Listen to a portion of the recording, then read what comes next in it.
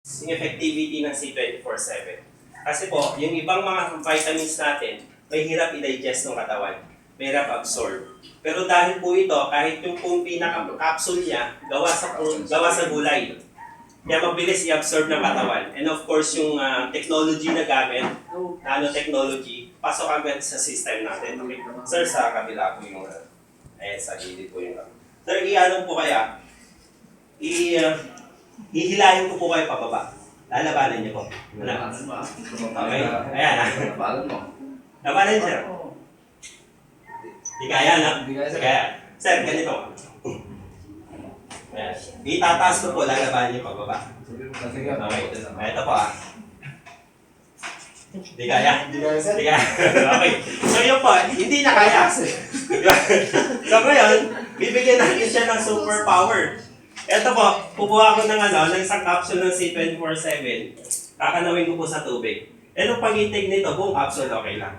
Pero dahil kailangan nating i-testing si sir immediately, tatanggalin ko po sa capsule. Sir, para lang kayong uminom ba kayo ng gulay? Kumakain naman kayo ng gulay, di ba? Yes, sir.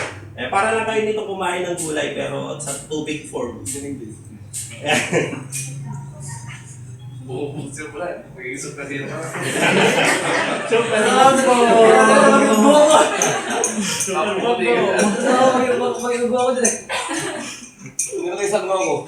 Kaya para super sayang ka nito, sir.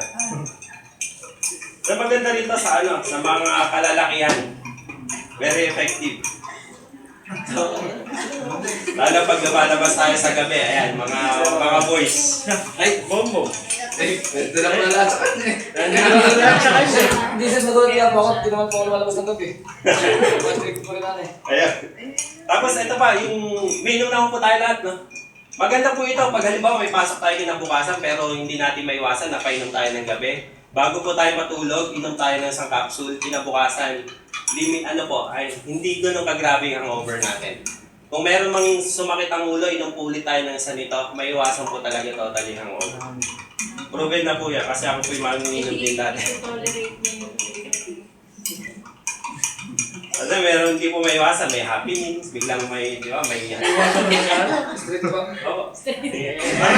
Parang hindi din yan, ng pinagulong gulay. Pinapatawa ko din ako na. Isipin mo, reception. Isipin mo, iinig niya. BFTY. Ayun na. I love you. Uy, lubos niyo. Ayun na. I love you. Malasa. Malasa. Sir, dito natin. Malasa. Malasa sir. Wala na ito sa lasa. Chase ako. Okay. Sintin mo pala. May pamito. Yan ang patunay na patutunan ng 24/7. So, ito po. Ito pong ginagawa natin, wala pong pinagkaiba yan sa hindi po ba paglason? Paglason po ininom natin, wala po tayong mararamdaman. May nararamdaman po ba kayo? Sa katawan? Wala po. Parang lason din po. Pag ininom natin lason, wala po tayong mararamdaman. Pero wala kayo panginisan. Sir, hindi ka naman panginisan yan.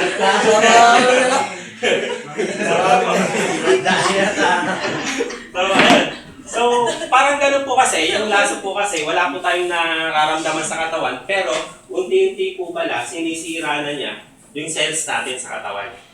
And then, all of a sudden, bigla po mangingisay na lang yung tao. And then, hindi pa naman sir. Maya-maya pa. Tapos yun nga, and yun po yung lason. Yung sa kanya naman po, C24/7, wala po siyang nararamdaman ngayon.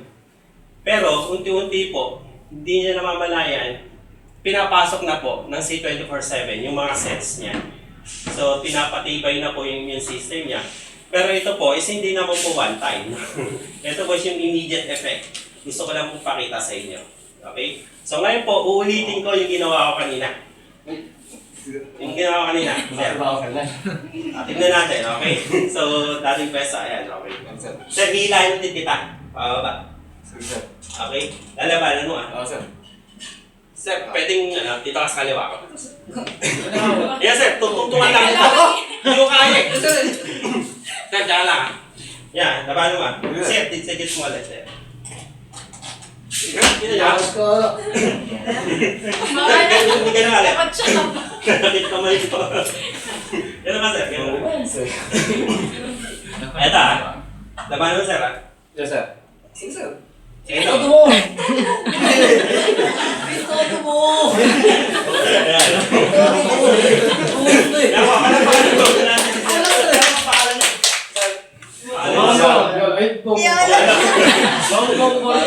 Ayan. Ayun, okay na, sir. Thank you po. Thank you. So, ayan, napatunayan naman po sa inyo na gano'n, Sir. nanakit sa yung kamay ko. Ayan, ganun po kabisa yung C24